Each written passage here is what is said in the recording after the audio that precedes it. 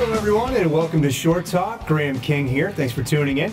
We're keeping you in the know with what's going on in Hingham week to week and talking to those in and working in the community.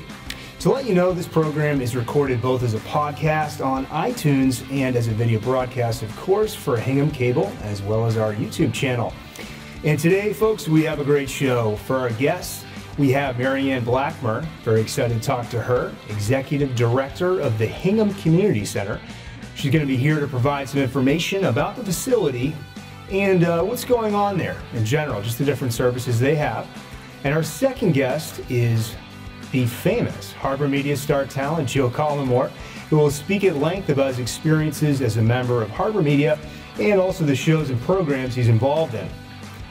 The hope is that each week we can really get a snapshot into the Hingham community through these individuals who are involved in it. So we look forward to having many guests on this show. So a couple quick updates and headlines here.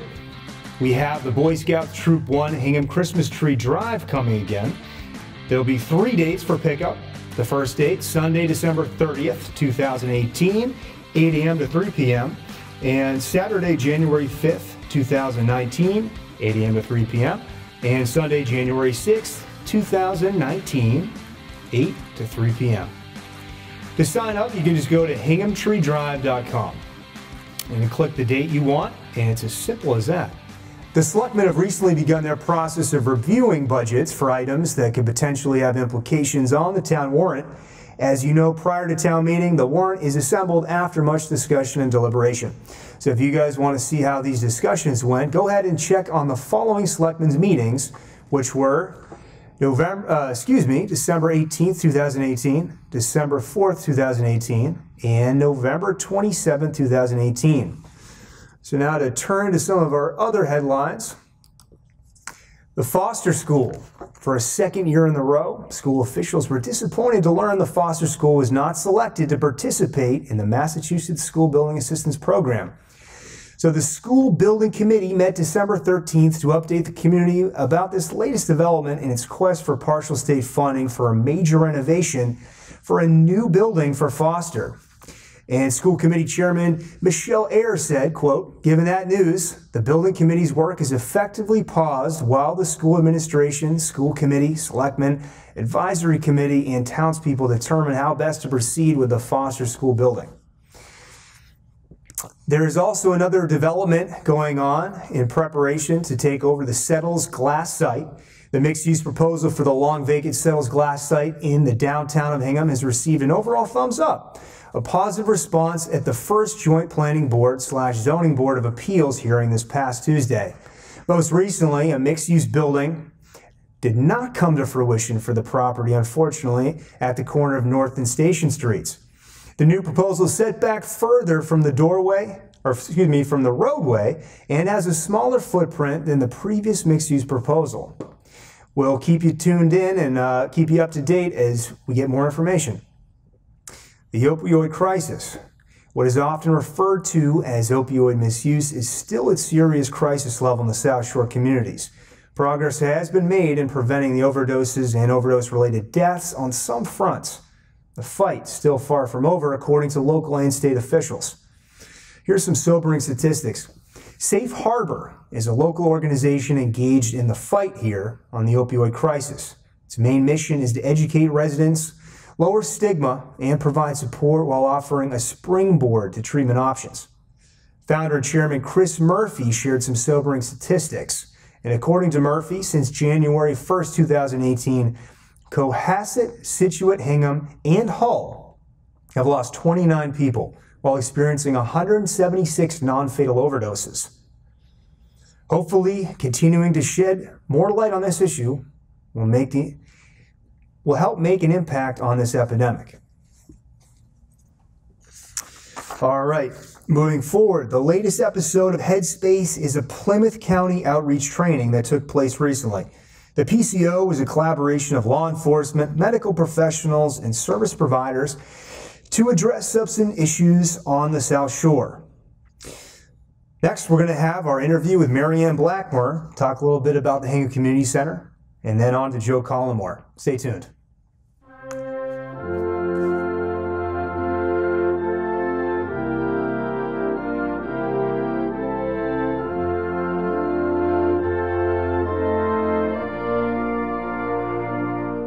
right, well, welcome back, folks, and we're here with Mary Ann Blackmur, the Executive Director of the Hingham Community Center. And Mary Ann, would you like some cookies? I'm all set for now. Thank you so much, though, Graham. I appreciate that. All right, well, folks, so we wanted to highlight this lovely community center we have in the town of Hingham, and we have Mary Ann here to talk more about it. And I'll let you kind of take it away. I guess the big thing I wanted to go over is just all the great things going on there, and for you to tell us a little more about what it's about. Sure. So I want to clarify something first. So even though it is called the Hingham Community Center, it's actually not part of the town. It's not run by the town. It's not run by the Historical Commission or the Historical Society. We're our own private 501c3. We're located in the historic Ensign John Thaxter House. Our building is actually 300 years old. So it's a super cool place to be. It is a historic meeting place in Hingham. So I'm just super excited to be there. I've been there since October 1st and as executive director, and we're just growing in leaps and bounds and really trying to find out what the community wants. We want to be a reflection of the community. So right now we have programs. We have like competitive Irish dance. Clan Lear is there. They practice there. Bear Cove Arts has art classes there. We had a paint night with Margaret Costello. They're the tried and true programs that are there. They've been there for a long time. Or Pilates. I should get in there. You should. There's a boot body circuit class by Marcia. So they've been there a very long time. We're always growing, always trying to listen to what the community wants. We have a new yoga program by Jennifer Cataldo called Yoga for Everybody. A lot of times, we are surrounded by, I think, 3 or 4 yoga studios.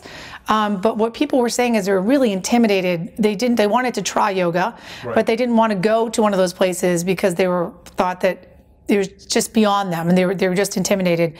And so we listened to them, and we have a program at the community center, and people love it. And so we look at the community center as a place for people to come try things, and then if they really like it, to go to all the other places that specialize in it. We're not really in competition with anybody, which sometimes people think we are, but we're really not. We really just want everybody to succeed. And if we're successful, other places are successful, and we just really want the community to come to us. We want to be a place of yes, and if we can make it happen, then we'll make it happen because of this great space. We have a studio, we have a main ballroom, we have a reception area, and we actually have classrooms upstairs. So we have a lot of space. So how many floors is it? It's 2 floors, but we're not ADA compliant or accessible because we are historic buildings, so we are exempt from that. So that's one, but the second floor really isn't used that much. It's usually the first floor, where we have the main ballroom, the foyer. There's a little boardroom, and there's a studio. So the history of the building is it was the Ensign John Thaxter House. The Thaxter family is very prominent in Hingham. One of the grandsons was actually acting secretary to John Adams, which is really cool. And there's a cool mural in the front room by artist John Hazlitt, and it was in 1700s that it was painted. So we have some historical aspects to it, but it's also a really functioning building for today. Right. So you can have receptions, weddings, baby showers, but also it can be there for programs such as like the yoga, the dance programs. We're hosting the Hingham Ladies Club luncheon there. People have retirement seminars there in the middle of the day. So as you can see, it's really an exciting place to be because there's something different all the time. It sounds like it. It sounds like you have a million things going on, and I can only imagine how many rooms you have. It sounds like you have a lot. Well, that's great. I mean, the classrooms, it's interesting. A lot of people are using it for the art classes are up there, but also coming in January, we have 2 people that are doing mindfulness meditation up there. So one of the other things that we have, which is really cool, is Tai Chi. I've actually, I'm a big Qigong guy. Oh, you are? I haven't really done Tai Chi, but I'm very interested in the slow-moving exercise stuff. Yeah, it's great. You should come down to the community center because Ed Schreier, that's been there, I think I said his name right, has been there for years, and it's there every Saturday, and he has a big following. And I got to meet with him when I first started. We had an open house, and he's very knowledgeable, and it's great. Yeah, we have a little bit of everything. So it sounds like you have a lot of stuff going on, a lot of different we do. Options for people, which is fantastic, and that's kind of what I want to talk about. And how do you go about, or how do people come to you and kind of provide some of these services and Is it? Can you tell me more about that? So they just come to us, and we, if we have the space, we just rent them the space, or do a program split. There's different ways for financially make it affordable. But we're not looking to make $1 million. We're looking to keep the lights on. That's actually the mission of the Hingham Community Center, is to preserve and maintain the historic building that we're in while providing all these services. So they just come to us, and we want to be a place of yes. We'll try to make it happen if we can. One of the things is what we try to do as well is we host nonprofits in the community, whether it be the Hingham Women's Club, Festival of Trees. We donated the space to them for that Friday and Saturday. And then like W3, that networking group, the women's networking group, they held their food drive.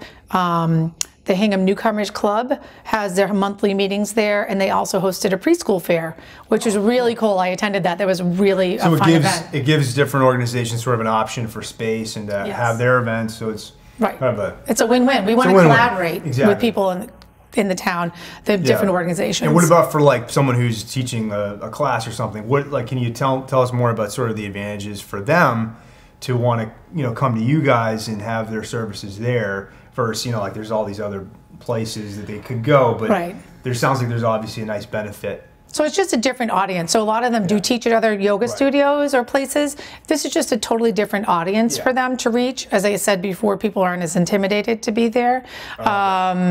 We also, we're hosting a blood drive, so we want to do some real community events. So we're hosting a blood drive this Friday. We hosted a Santa breakfast last week. I can't even remember because it's been such a long time.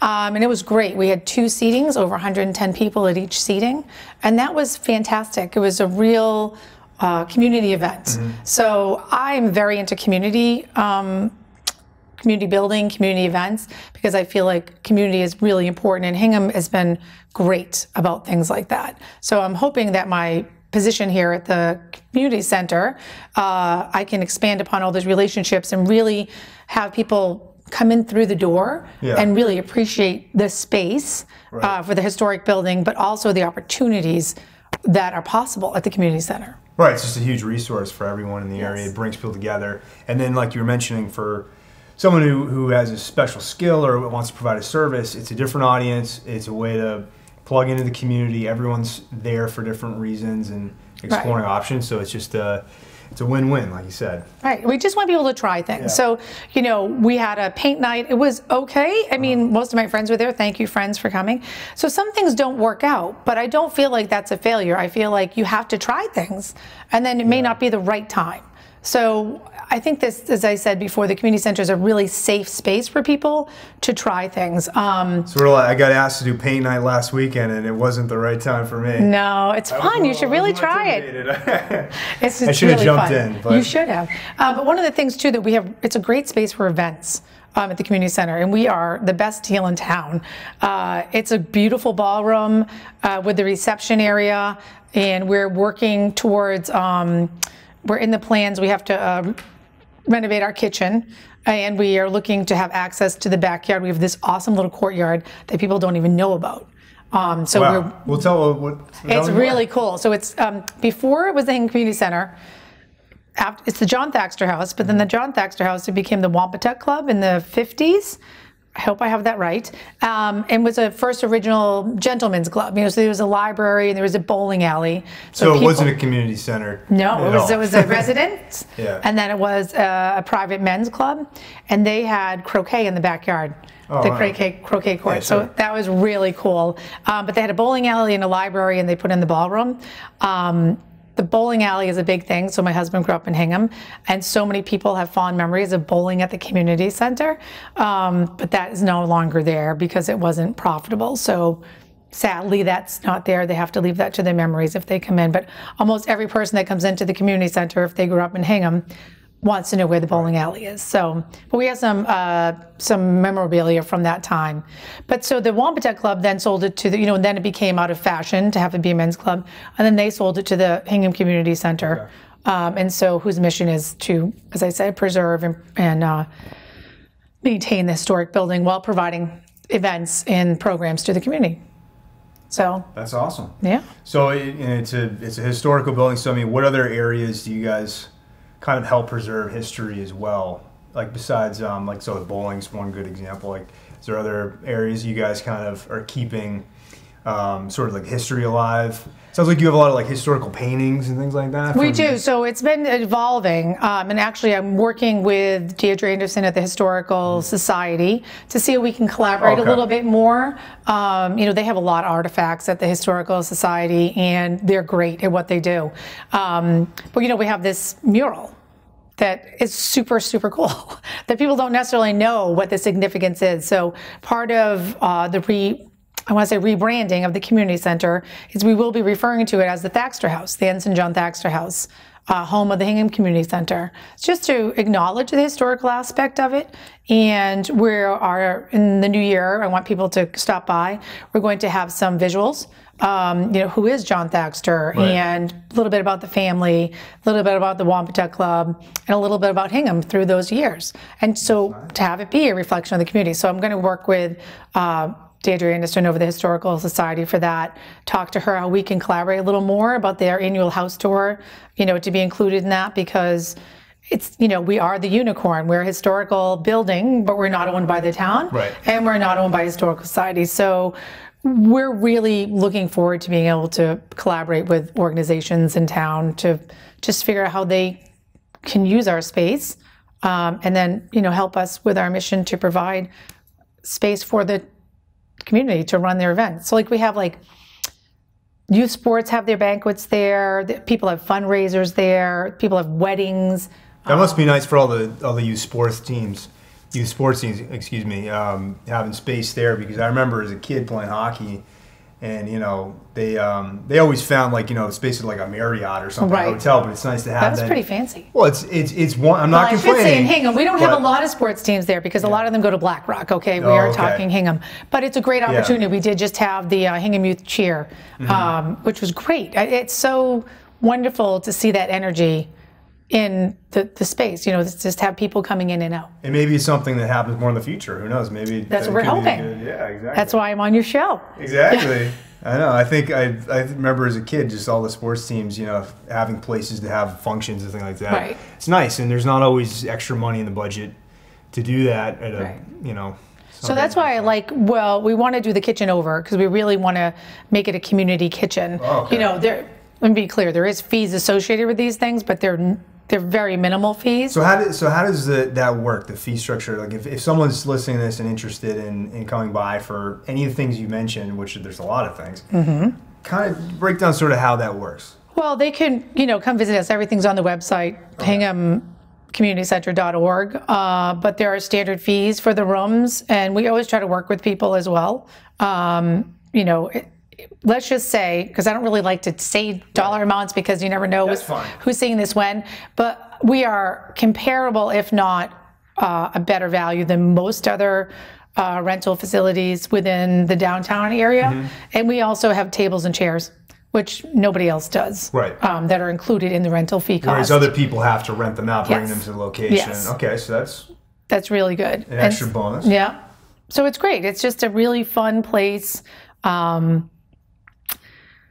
I'm trying to think of what else we have. I'm going to look at my little thing. Well, I want to tell you about the events that we have coming up. I'm so sorry. The holiday season's around the corner, or it's already here, really. We're done our holidays. So the holiday. We are closed for the week between Christmas and New Year's for maintenance things. But in January, we have, this is one thing I didn't talk about that's really neat. We provided space for local artists to be able to display their art. So Morgan Russell came to me. He lives in Hingham, and he lived in New York for years, and he's a accomplished artist. Nice. And he heard from another artist to exhibit at the community center. So we're having a reception for him, you know, with wine and cheese, and it's on a Sunday afternoon, and it'll be great. So that's awesome. So, you know, go on our website and get the date on that. I was going to say, I'm assuming all these events you're making, like, go on the website. Go on the website. Yeah, I want you to keep going to the website. Okay, Facebook, Instagram. So we also are having a wine, cheese, and chocolate event.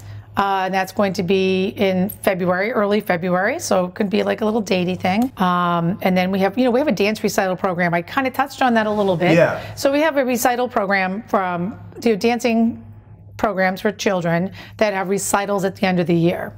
I like that. So that's pretty fun. And we have a new one starting in January.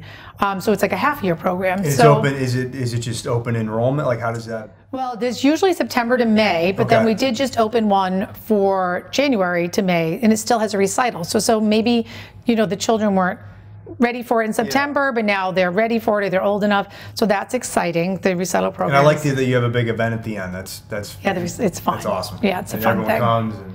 Yes. Yeah. I have 2 boys, so honestly, I haven't really. I just experienced recitals through my niece.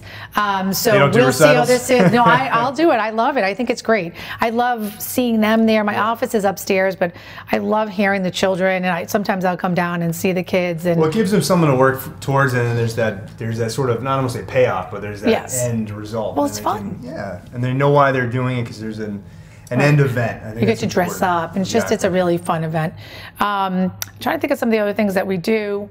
I'm trying to keep track of all the things you do. It sounds like there's just a lot of stuff. It's a lot. But again, folks, the website, you can find HinghamCommunityCenter.org.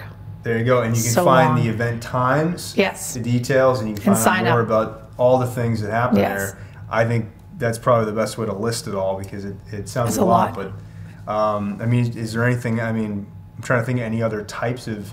Well, I just want to also, we talked about it a little briefly, but we really do want to collaborate with nonprofits in the community to help them, actualize their visions. We want to, like we do already for the Women's Club and the Newcomers Club and Ladies Club. But if there's anything else that people feel like they, need a space. We had actually Hingham Cares did a peer informational night last week, and Hingham Cares helps with addiction and recovery and living well and coping and things like that. So it was with Heron Wellness and a couple other groups. So that was great. So we provide a space in the lobby of the community center. It's just drop in. And then people don't feel as intimidated coming into the community center because they could be coming in for anything. I'm actually on the board of CARES. So I thought, sometimes people have this stigma. They just, they don't want to, if we had an open house at a particular place and everybody would know that you're going into the open house for that. And I said, the community center is great because you could be going in there for anything. I think that is a big thing. People are intimidated when it comes to that. Like they don't want everyone to know that they're there for a certain reason. They just want to feel at ease and that they're, a place where they can. So we want to make a really comfortable place for people to get resources. But I encourage people to come by and talk to me or call me or email me, Mary Ann at HinghamCommunityCenter.org. I'm totally open to ideas, and it's really exciting to be part of this. I think the overarching thing is you guys are really a reflection of what the needs are in the area. Yes. How do you guys stay so in tune with that? How are you? What's sort of the process that you're able to identify all these needs and for people to reach out to you and give you direction that way? Because it sounds like you're really a reflection. Well, I'm very outgoing.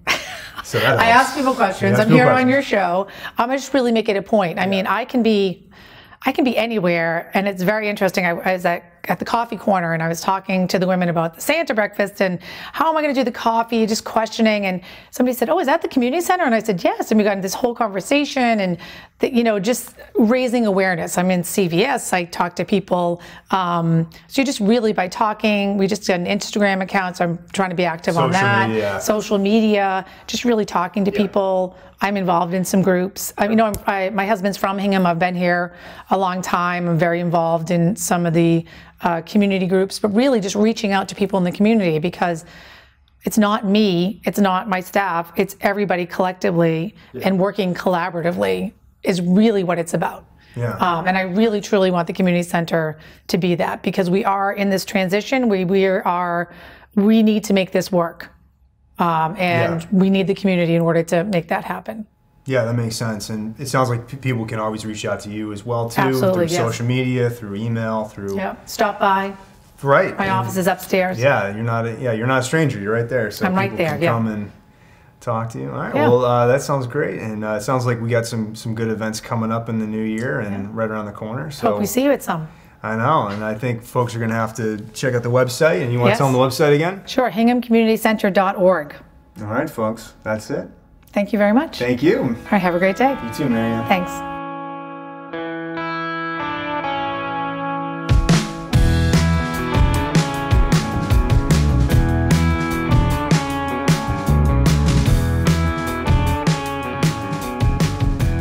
folks, welcome back to the Shore, and we have the infamous and famous, or should I say famous, Joe Collymore here with us in the studio. So we're gonna, Joe, it's good to see you.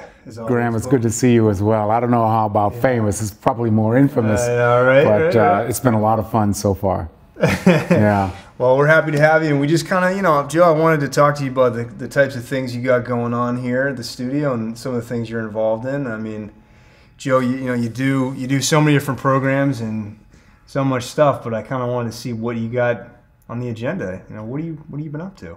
Well, this started back in early February of this year, 2018. This is a second career for me. I've spent over 40 plus years in education publishing, education technology, That's right. Having worked with the likes of Pearson Education and Houghton Mifflin Harcourt. And after retiring from that line of work on a full-time basis in 2017, I found that an area that I used to sort of dabble in as a hobby, which was some voiceover work, yes, lent itself to let's just sort of play with this and see where it goes. And so it was in the second half of 2017 and right into 2018, I found myself becoming more actively involved in doing some industrial training videos, doing commercial voiceovers, even acting in background films. On camera. Camera, yes. And it was through a meetup, of all things. Oh, like the actual meetup? It was a meetup right here at Harbor Media. I was curious to find out, what they were all about, who else in this industry of digital media would show up. And to my delight and surprise, there were a number of actors, producers, filmmakers, and of course the staff here at Harbor Media were all here and welcoming. Sure, no, they're great. And lo and behold, I was asked to lend my voice to the community bulletin board announcements. Well, Joe, I got to say, you got a great voice, and as do you. Well, thanks, sir. I hope so. Yeah. Was it the kind of thing where, someone heard your voice and was like, Joe, you got a voice. We gotta get that out there. Or was it more something you thought of kind of on your own and tried, and then people recognized your voice, or how did? A little bit of both, actually. In that, I trace back to my college days, and I had a radio program. Oh, you did? Yes, I did. Providence College, WDOM. Did a jazz formatted program, had a lot of fun with that. And then fast forward, in the early to mid 80s, I volunteered at WATD in Marshfield. Okay. With Ed Perry's group, and actually lent my voice in reading the Sunday Times and other materials for those who were visually impaired. Had a lot of fun with that. I've heard there's a lot of programs actually like that. I mean, it sounds like this is through a specific organization, but there's companies that actually provide that service. Indeed. For a lot of, they need narrators, so that's interesting. Yes. But, yeah. And then during my years with the education publishing companies, they were just building out the first generation of ebooks. And some of the educational materials needed a narrated voice. I volunteered, had a lot of fun with that. So I kind of knew that at least this was an area I could play in. Just didn't know that it would have so many interesting intersecting points up to and including, developing materials for community access. Yeah, no, I mean, cool stuff. It is cool stuff, and I'm a huge voiceover fan, and I love it, and I like storytelling. So, I admire a lot of the work you do. It's very cool. So, all right. So for programs here, yes, folks are probably, they're learning more about the types of shows we offer, stuff like that. What types of shows do you have in the works, or what sort of programs do you have in the works? Maybe in the next couple months, maybe in the next year. I mean, can you give any secrets away? Or? Well, I don't know if they're all secrets, but let me just share with you a couple of things that I've been working on. Some of our viewers may know that I've been experimenting with this program that I call 10,000 Steps to Healthy Living. And it's basically a journey of discovery by myself, along with my lovely co-host, Laura Hartung, who is a registered and licensed dietitian and nutritionist. And each episode is devoted to exploring different aspects of how to improve upon one's health and wellness. We started out with a visit to our local supermarket to examine what does a healthy shopping cart look like? A lot of us operating on assumptions that date back 30, 40 years ago. Fast forward, we're now into our 50s and 60s or 70s, and the foods that we're eating back in our 20s and 30s no longer are viable as we get older. So we need to find out what makes for a healthy meal. How do you shop? How do you prepare for it? Especially if you are an empty nester, downsizing, all of that. But then we began to explore and expand. So we began to look at yoga on the beach. And we worked with... it's got to be on the beach. If you're doing of course, right here on the Hingham If you had the Bathing beach, you're good. That was a lot of fun. Then we looked at juicing, and we visited a juice bar in town as well. Then I began to explore mindfulness and meditation, and we did an episode at the Glastonbury Abbey. We're going to continue to build out more episodes up to and including what I would call alternative therapies, Tai Chi, Qigong. We may even look at the CBD, the big craze around the medical cannabis, non-THC based hot topic CBDs. Right now too. Hot topic right now, particularly for those who have arthritis and or inflammation and joint pain and the like, and the medicinal properties associated with CBD. Is it geared towards a specific demographic in terms of age, or I think you mentioned, people. The boomers. Yeah, exactly. Yes, like they 30 years ago were on a routine. It's no longer working for them, obviously, in terms of diet, things like that. Right. Kind of updating them on the data. It's more geared towards boomers, potentially? Exactly. Okay. I have found through several friends who are in the same age category, they've watched a couple of the episodes and they've been giving some really good feedback. That has been helpful to them. It's been inspirational in many cases. They were couch potatoes, and after seeing some of the things that we were doing on camera, they were inspired to go and renew their gym memberships, get out there on the bikes, get out there taking up yoga and the like. So starting fresh? Starting all over again. So that's a project that we're looking to continue and finish up this first season, as we call it, with a total of 10 episodes. Another project that I'm working on, and it's still in its conceptual stage right now. We're still sort of outlining it. And it's an outgrowth from some work that I've done here with the studio around what we call harbor interests. Mm-hmm. As you may know, we interview local celebrities and community leaders and elected officials and other people and subjects and topics of interest. I had the good fortune of sitting with Hingham Police Chief Glenn Olson. Okay. And really it was a profile around his 35 plus year career in law enforcement here in Hingham. And during the course of that interview, we found ourselves going deeper and deeper into what I would describe as courageous conversations around such things as Blue Lives Matter, Black Lives Matter, police accountability and the like. And after we had filmed and finished that interview, the chief set aside to me that he really enjoyed the conversation and wanted to keep that conversation going. And the more I thought about it, I said, that makes really good sense to keep this kind of conversation going. And how can we take this conversation to our young people? How do we bring this into the schools?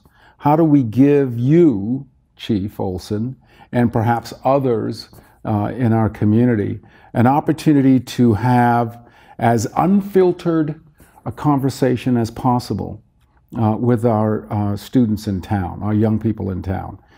We're still, like I said, we're kind of sketching it out to see what this really looks like. There's a couple of important things that we want to keep in mind when you're talking about putting in motion this type of a program. We want to give the young people anonymity.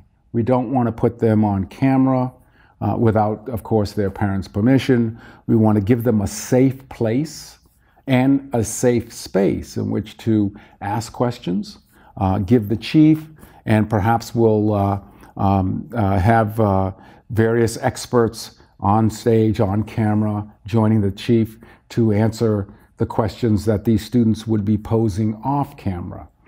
Some of the topics that we want to explore with these young people include such things as the party culture here in our community. And people drinking say, well, and what do you mean by that? Well, believe it or not, we do have a party culture, and that party culture extends to such innocent things as tailgate parties in the parking lot of high school football games that sometimes can get a little overboard.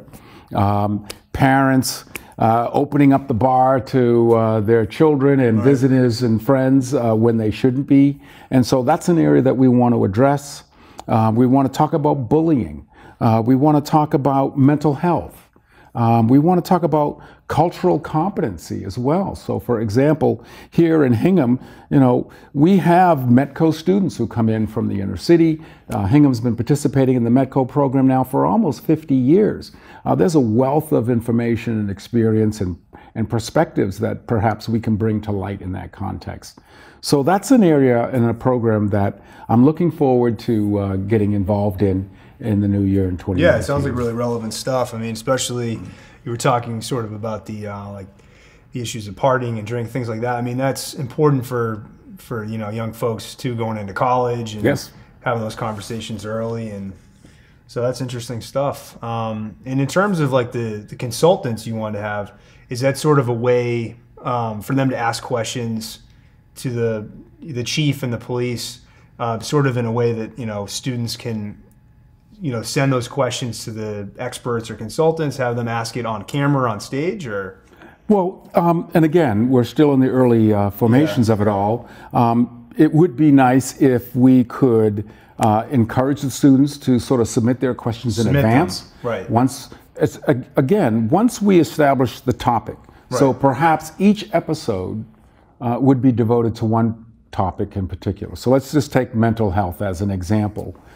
We could spend an entire episode just around the broad discussions of mental health. With that being said, certainly we would want to have joining the chief, might be a child psychologist, might be a family social services specialist as well, so that any question that may revolve around mental health, whether it be that of the child, or maybe the child is expressing concerns on behalf of what's going on in the home, we want to make sure that we've got the right coupling of experts who are there, so that it doesn't fall on the chief to have to figure out so how best to answer They're that. not just on stage and it's sort of all going on them. They can help facilitate the conversation, moderate it maybe a little. Yes. That makes sense. So other than programs you're working on right now, what kind of stuff's going on in Hingham right now? People should check out. What are you going to go check out? Well, I am looking forward to attending the Twilight Christmas Eve service at Old Ship. At Old Ship, okay, cool. For those who've never been, you want to make sure you get there early. You want to make sure, I believe services start at 4 o'clock. And so make sure you get there early to get a seat. And it's a beautiful program and finishes up in time for you to go on home or go wherever else you want to go to continue to welcome in Christmas Eve. It's not super late. No, not at all. Not when it starts at 4 p.m. Enjoy it. Yes. So that's definitely something that's on my to-do list. I've got several holiday parties that I'm also planning to attend in the area. Well, lots of friends. But I will be spending Christmas Day with my daughter and her family. I've got 2 lovely granddaughters. They're out in the Midwest. Looking forward to hanging out with them again. They've already got a to-do list for me, including baking Christmas cookies with them. You've got your schedule all lined up already. Absolutely, absolutely. Well, it sounds good. It sounds like, lovely way to spend the holidays. I hope that our people got a chance, our viewers got a chance to come out for Christmas on the Square. Okay. That was absolutely outstanding. That was, it seems like a weekend ago, right here in Hingham Square. They had Santa Claus making his grand entrance on a fire truck. They had our young students out singing Christmas carols. Of course, all the kids were out there with their various, Christmas regalia, including all of the bells and whistles and the lights. Like holiday costumes, kind of over the top and fun. Absolutely, absolutely. And I had a chance to interview some young families as well as some of the older families, some of whom have been going back almost 20 years, and others who were attending for the first time. Yeah, it's pretty so cool. Long tradition, and but like you said, some people first time there, but Yes. Always a fun event. A very Norman Rockwell-esque type of I like that. and atmosphere. I mean, no question about it. Yeah, it's just classic. Very classic. Nice. Yeah. All right, Joe. Well, thank you for coming on as usual. And Graham, it's been great to visit with you, and I'm looking forward. Grab some Hopefully, cookies. we'll have a chance. Yes, man, I'm gonna tell you these cookies. You got cookies right there. I had a chance to sit and interview Santa Claus as well, and got a chance to. Now I heard that conversation got a lot. Before we go, I heard that conversation did get a little lively, and Yeah, it did. It did. it was maybe even a little surreal to I mean, what's that like? You got to interview Santa Claus. I gotta say this, and let me just down this. And I'm sure there were some, questions you've always wanted to ask that you got to ask. So, Well, I wanted to take a different twist, and the twist was, I mean, how many people do you know that get dressed up in a red costume and break into people's houses in the dead of night and not get shot? I've wondered that for a long time. Exactly, and he's been doing it for seemingly a millennium, right? I mean, amazing. It's not his first rodeo. Definitely not his first rodeo, and he's definitely an escape artist, if you will. And we had a great conversation. Of course, one of the biggest and most pressing questions is, why red? Why'd you pick the red suit? Well, his answer was... And he said, why not? Well, it was his wife's favorite color. She gets to dress up and compliment him as well, and I thought that was pretty cool. How did you keep you're a very, cool and composed guy, but I mean... How'd you keep a straight face? Oh no, he got me. He got me a few times. Yeah, absolutely. We got into conversations about his beard and whether or not it was real or fake. We got into conversations about reindeer poop, as being a substitute for leaving coal for bad kids. Oh yeah, so we had a great time. Oh man, you just want to reach out and touch his beard? Oh, he let me grab a hold of it. So it was good stuff there. Yes. Oh man, that is great. Well, it makes for great TV as well, It does indeed. Always entertaining. So maybe we'll have to do that for other holidays. Like I say, you're right. I mean, can we get the Easter Bunny? Let's get the Easter Bunny up here. It's like, what's up with the eggs? I mean, what do you do for Halloween, though? I figured we could either get a witch or a pumpkin. I'm trying to think. Who's the iconic Halloween character? I mean, Jack Skeleton? That would be perfect. Yeah, something like that. There's a whole variety of characters. You could have a whole group on. Every holiday, we should get that iconic character in for an interview. I think it's good. We'll get Uncle Sam, of course, on the 4th of July, right? We can bring in there's a lot of questions. Betsy Ross on Memorial Day or something, Flag Day. We might be getting phone calls about the Uncle Sam. People have a lot of questions. For sure. For sure. A lot of specific questions on that one. It's all about having fun. It is. While at the same time, I can't get away too far from education. So it all comes down to how can you inform and educate and still make it fun? Yeah. That's what it's all about. Yeah, I mean, working for some of those educational companies you mentioned must have been quite an experience too. Just to, I think you mentioned you traveled a bit too. As well. Quite a bit. A bit. So you saw a lot of schools. All 50 states. Much of my focus was on the nation's top 100 school districts in the country. So these are the big ones. New York City, Chicago, L.A., Miami-Dade, just to name a few. But then I got to work with some smaller ones as well. Rural education, suburban education, urban education, and each and every one. It has its own unique set of circumstances, but the approach that I've always taken, and because of my background in education technology, it has been my feeling that in many opportunities that I found myself involved in, the education technology piece was leveling of the playing field. Many of these young people coming from under-resourced communities, from environments where their formal educations were being interrupted, particularly if they were migrant families. Do you see a time when we might not even, I mean, I'm sure textbooks are always there, but do you see a time where it's like majority tablets? Like we're going to have first graders walking around with, I mean, they already have, or they're already playing with tablets, but are they going to be going to school with a tablet and doing all their curriculum on there and all their reading? And I don't know. I mean, it's sort of a joke, but maybe it's not. I don't know. I have a cartoon that dates back to 1980, and it shows a little boy holding a book to his first grade teacher, and she says to him, "That's a book. This is something they used to use like 20 years ago." Like handing it over like it's a dinosaur bone exactly, or something. like it was this old artifact of like some an old sort. tool that cavemen used to use. That's right. We've come a long way, but there's a lot to be said about being able to curl up in bed with a book. Oh, of course. You know, and we're not the little tablets kids, though. and the smartphones. You never know. I tend to believe that in some cases things go full circle. We started out with monolithic mainframe computers that were driving dumb terminals to deliver instructional information, dating back in the 60s and 70s. And now if you look at it, today cloud computing pretty much is a reflection of what we had back then. Yeah. So we've done the minis, we've done the standalones, we've done the micros, the macros, and now we've come all the way back to, all right, listen, I don't want to tie up all the memory on my smartphone, so let me push stuff up and down through the cloud. Yeah. No different.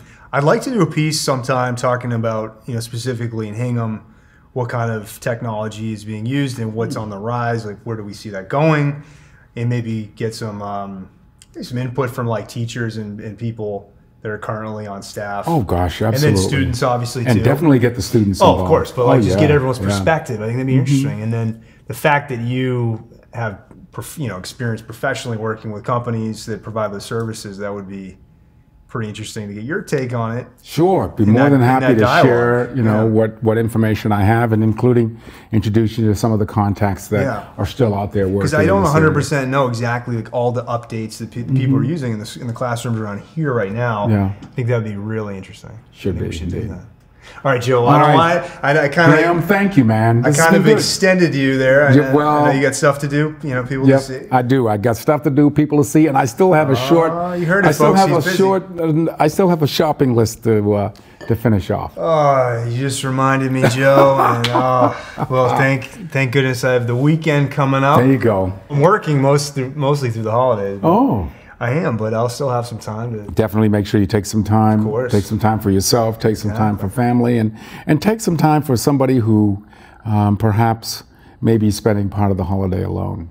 You'd be surprised how many people are out there, unfortunately, either by circumstance, don't have family to enjoy this most joyous and holiest of holidays. That's true. Yeah. Any good resources, places to look for that?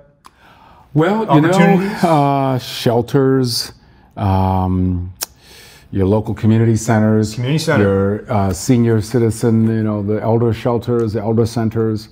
When in doubt, just check in with elder services. You'd be surprised. I mean, the number of elders who are aging in place alone is staggering, I bet. Staggering, yes.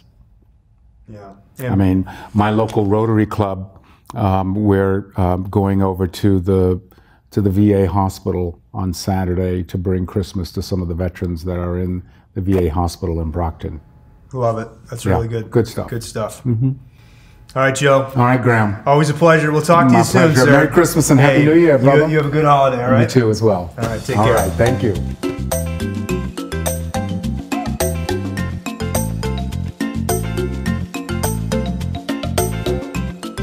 Wow, what a great show, folks. Thank you for tuning in. Again, that was Mary Ann Blackmur of the Hingham Community Center and our own Joe Collymore here at Harbor Media. And again, please check out the Community Center's website. And as always, you can check out our programming and some of the great shows Joe is talking about here on the Harbor Media YouTube channel. And if you guys are tuning in via television, you can always check us out on Comcast 97 and Verizon 31. We also will be posting this on iTunes for download, and you can always subscribe to that as well to check out all our great episodes. And we hope you join us again. Again, this is Graham King signing off, and we hope to talk to you soon. Thank you. Have a wonderful day.